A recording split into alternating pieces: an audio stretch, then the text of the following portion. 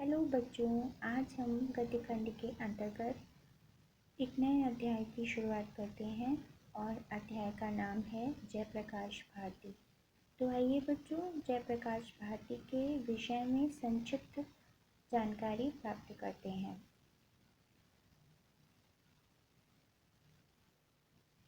जयप्रकाश भारती का जन्म 1936 में उत्तर प्रदेश के प्रमुख नगर मेरठ में हुआ था और इनके पिता श्री रघुनाथ सहाय मेरठ के प्रसिद्ध एडवोकेट और कांग्रेस के सक्रिय कार्यकर्ता रहे हैं।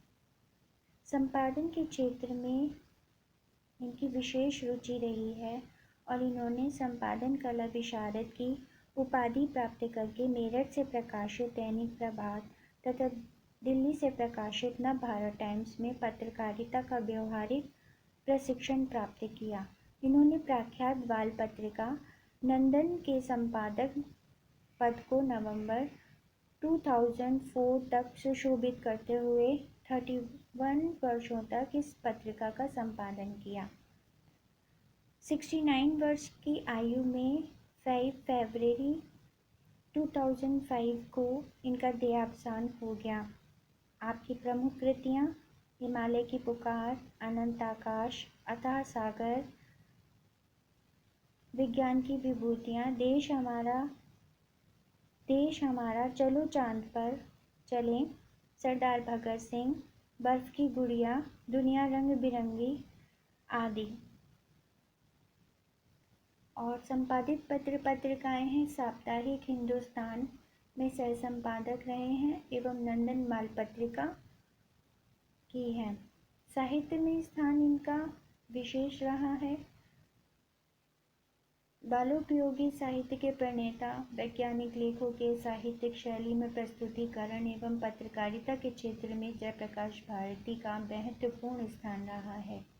इन्होंने साहित्य में वैज्ञानिक लेखन के अभाव की पूर्ति कर हिंदी साहित्य में महत्वपूर्ण स्थान बनाया है।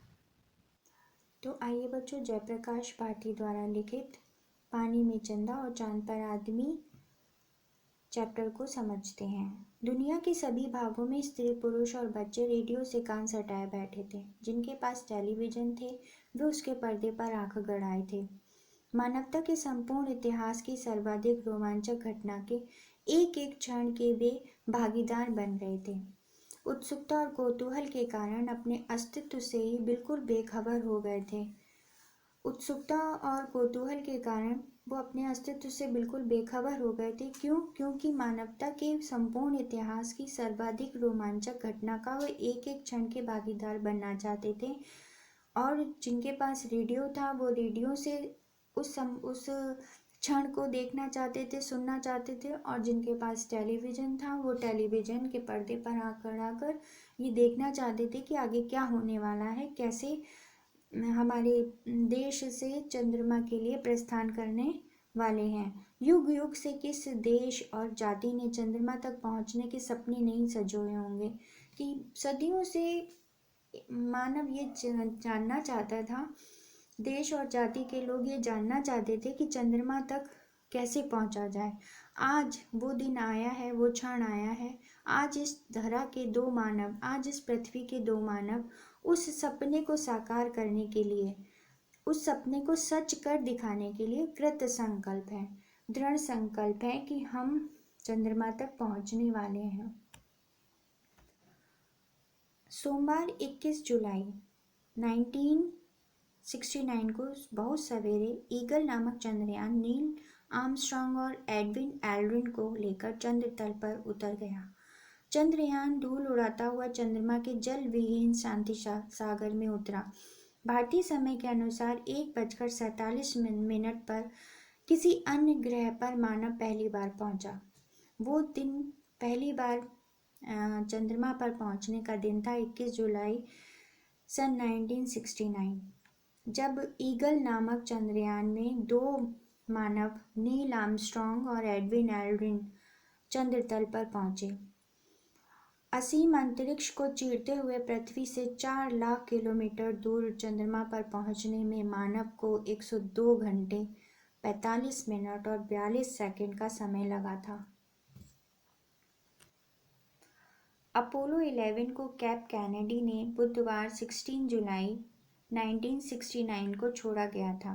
इनमें 3 यात्री थे, commander Neil Armstrong, Michael Collins और एडविन एल्ड्रिन। चंद्रमा की कक्षा में चंद्रयान मूल यान कोलंबिया से अलग हो गया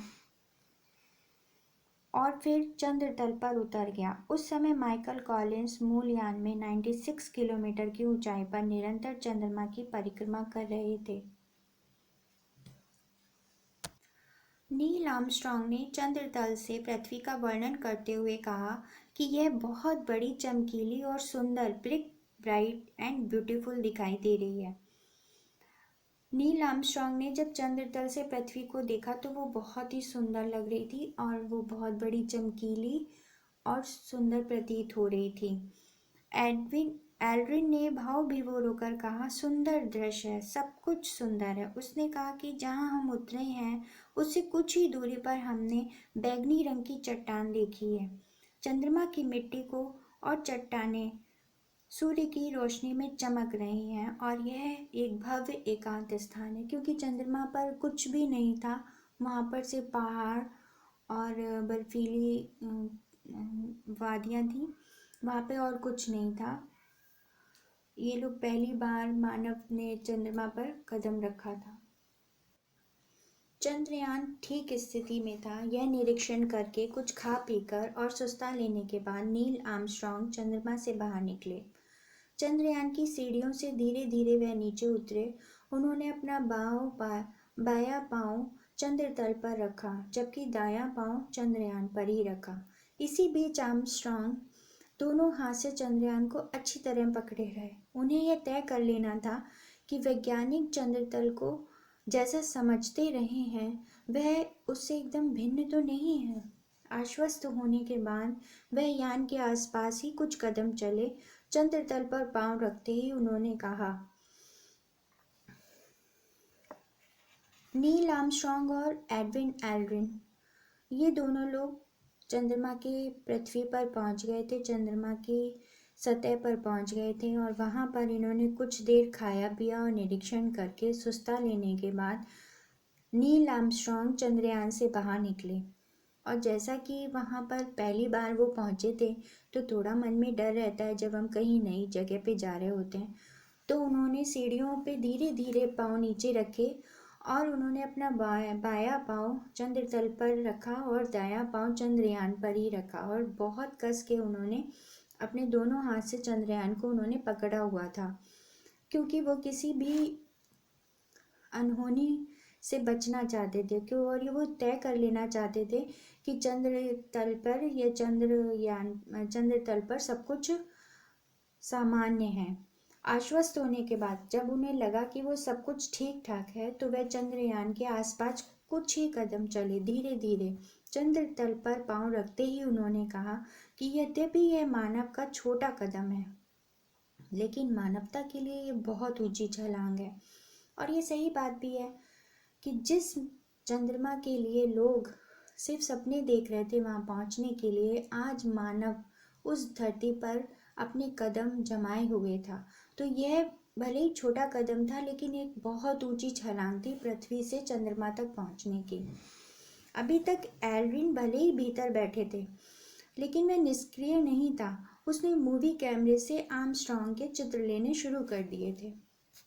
जयप्रकाश भारती आगे लिखते हैं कि 20 मिनट बाद ही एडविन एल्ड्रिन भी चंद्रयान से बाहर निकले। उन्होंने भी चंद्र तल पर चलकर देखा। तब तक आर्मस्ट्रॉन्ग चंद्रधूल का एक तत्कालिक नमूना जेब में रख चुके थे। अब उन्होंने टेलीविजन कैमरे को त्रिपाद पर जमा दिया। 20 मिनट बाद अभी तक नील आर्मस्ट्रॉन्ग चंद्र तल पर विचरण कर रहे थे, घूम रहे थे, और अब एडविन एल्ड्रिन भी चंद्रयान से बाहर निकले और उन्होंने चंद्र तल पर चलकर देखा।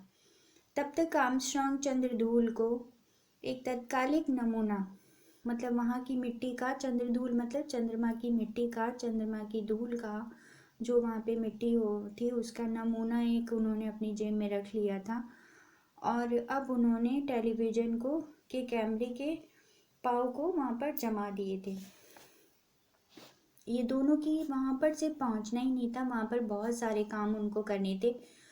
उनको वहाँ कई इन्वायरमेंट के बारे में बताना था, वहाँ की मिट्टी के सैंपल लेकर आने थे, और जो कुछ वो वहाँ पर लेकर गए थे वो सब कुछ वहाँ पर उन्हें लगाना था। अपनी याद भी वहाँ पर छोड़ कर आनी थी। तो बहुत सारे काम थे और बहुत कम समय में उन्हें ये सारे काम निपटाने थे। अरबों डॉलर खर्च करके मानव चंद्र तल पर पहुंचा था। उसे अपने सीमित समय पर एक एक क्षण का उपयोग करना था। दोनों चंद्र विजेताओं को चंद्रमा की चट्टानों और मिट्टी के नमूने लेने थे। कई तरह के उपकरण भी वहां स्थापित करने थे, बहुत सारे काम थे उनको, और बाद में पृथ्वी पर वैज्ञानिक जानकारी भेजते रह सकें। उन्हें कुछ ऐसे भी उपकरण वहां पर स्थापित करने थे बहुत कम समय में, जो बाद में पृथ्वी पर वैज्ञानिकों को वहां की जानकारी मिलती रहे। जिससे इन चंद्र विजेताओं ने चंद्र तल पर भूकंप मापी यंत्र भी स्थापित किया और लेजर परावर्तक रखा। उन्होंने एक धातु फलक, जिस पर एक पत्थर भी वहां पर एक रख कर आए, जिस पर तीनों यात्रियों तथा अमेरिकी राष्ट्रपति निक्सन के हस्ताक्षर थे, और वहां रखा। धातु फलक पर खुदे शब्दों को आर्मस्ट्रॉन्ग ने जोर से पढ़ा। जुलाई 1969 से पृथ्वी ग्रह के मानव चंद्रमा के इस स्थान पर उतरे, और हम यहाँ सारी मानव जाति के लिए शांति की कामना लेकर आए हैं।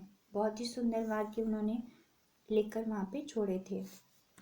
दोनों चंद्र यात्रियों ने अमेरिकी ध्वज चंद्र तल पर फहरा दिया। वायु न होने के कारण इस ध्वज को इस तरह बनाया गया था कि स्प्रिंग की सहायता से यह फैला हुआ ही रहे। मतलब सोच समझ के गए थे कि वहाँ पर वायु नहीं है, ऑक्सीजन नहीं है, तो यह स्प्रिंग की सहायता से वहाँ पर फैला रहे। विभिन्न राष्ट्राध्यक्षों के संदेशों की माइक्रोफिल्म भी उन्होंने चंद्र तल पर छोड़ दी थी।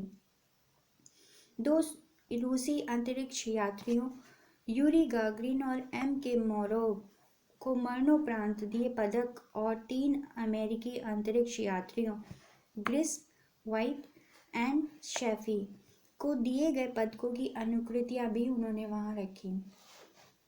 कि बहुत कम समय में उन्हें ये सब काम करना था।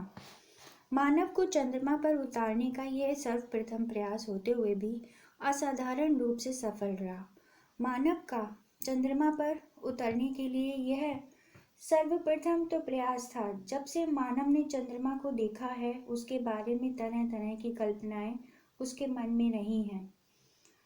चंद्रमा पर उतरने का यह मानव का प्रथम प्रयास था, जिसमें सफलता मिलना प्राय संदिग्ध ही था, किंतु अपने इस प्रयास में मानव को आशातीत सफलता प्राप्त हुई।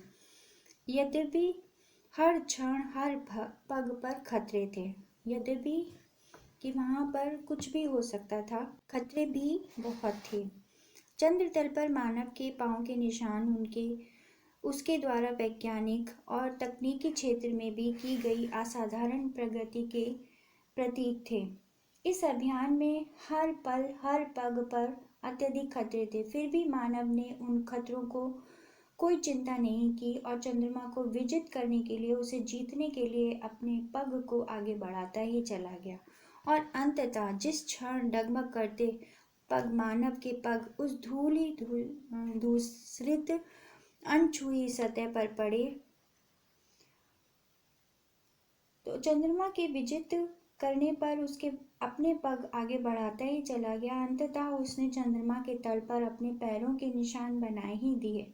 चंद्र तल पर बने उनके पैरों के ये निशान वास्तव में मानव द्वारा विज्ञान और तकनीकी के क्षेत्र में की गई अलौकिक प्रगति के स्पष्ट प्रमाण थे। तो मानो वह हजारों लाखों साल से पालित पोषित सैकड़ों अंधविश्वासों तथा कपोल कल्पनाओं पर पद प्रहार ही हुआ। इसका मतलब ये हुआ कि जब से मानव ने चांद को देखा है, वह उसके बारे में तरह तरह की कल्पनाएं अपने मन में संजोता रहा है। यह बात अब की नहीं, हजारों लाखों वर्ष पुरानी है। इतनी पुरानी कि जितना स्वयं मानव है। पृथ्वी पर रहने वाले अनेक मानव जातियां प्राचीन काल से ही अब तक चंद्रमा को लेकर तरह तरह के अंधविश्वास पालते रहे हैं, किंतु कभी कवियों की और जो कपोल कल्पनाओं पर पद प्रहार ही हुआ है। किंतु जब संयुक्त राज्य अमेरिका द्वारा निर्मित चंद्रयान ने सफलतापूर्वक चंद्रमा की सतह पर उतर जाने से मनुष्य ने पहली बार डगमगाते कदम चंद्रमा को की सतह पर रखे, तो अमेरिका के अंतरिक्ष यात्रियों ने चंद्र तल पर चरण प्रहार से कि उनके पैर रखने से ही सैकड़ों अंधविश्वासों और निराधार कल्पनाओं का ढांचा टूट गया, चरमराकर टूट गया। पद प्रहार से सब कपोल कल्पनाएं धरी की धरी रह गई।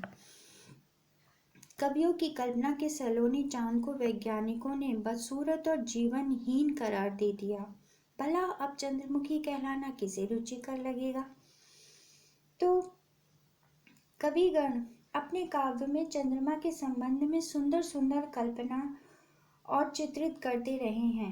चंद्रमा के सौंदर्य को लेकर न केवल ना जाने कितनी उपमाएं दी गई हैं, अनेक कविताएं चंद्रमा के सौंदर्य को लेकर रची गई हैं, परंतु मानव के चंद्र तल पर पहुंचने से वैज्ञानिकों ने यह सिद्ध कर दिया कि चंद्रमा बहुत ही उबड़ खाबड़ और कुरूप है। चंद्रमा पर कोई जीव नहीं है, अर्थात अब चंद्रमा कोई सुंदर सजीव उपमान नहीं रह गया है। यदि कोई कवि अब किसी सुंदरी के मुख का सौंदर्य वर्णन करते समय उसे चंद्रमा के समान बताए, तो भला उस सुंदरी को यह उपमा कैसे अच्छी लगेगी कि चंद्रमुखी कहलाना अब उसे रुचिकर नहीं लगेगा। हमारे देश में ही नहीं, संसार की प्रत्येक जाति ने अपनी भाषा में चंद्रमा के बारे में कहानियां गढ़ी हैं और कवियों ने कविताएं रची हैं। किसी ने उसे रजनीपति माना यानी रात का पति माना, तो किसी ने उसे रात्रि की देवी कहकर पुकारा। किसी विरहिणी ने उसे अपना दूत बनाया। विरहिणी मतलब किसी के विरह में, किसी के वियोग में उसे अपना दूत बनाया। तो किसी ने उसके पीलेपन से क्षुब्ध होकर, दुखी होकर उसे बूढ़ा और बीमारी समझ लिया। बालक श्री राम चंद्रमा को खिलौना समझकर उसके लिए मचलते हैं, तो सूर्य के श्री कृष्ण भी उसके लिए हट करते हैं।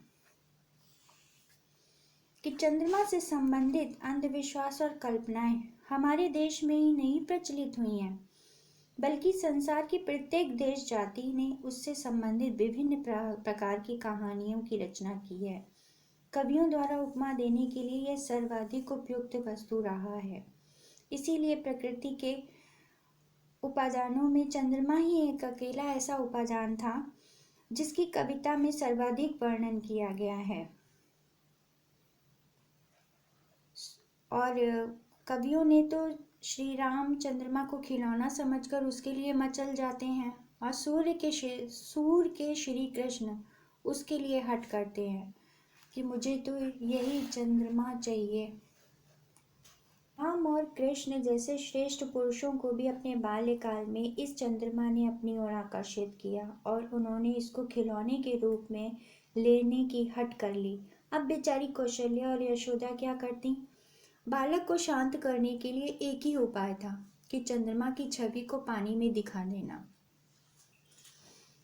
उनके सामने बालक राम और कृष्ण को शांत करने का एक ही उपाय था कि चंद्रमा के प्रतिबिंब को पानी में दिखा दिया जाए।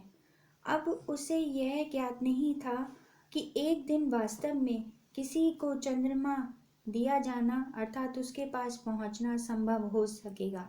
राम और कृष्ण के समय से लेकर आज तक मानव ने इतनी प्रगति कर ली है कि उसने उस समय के असंभव को संभव करके दिखा दिया।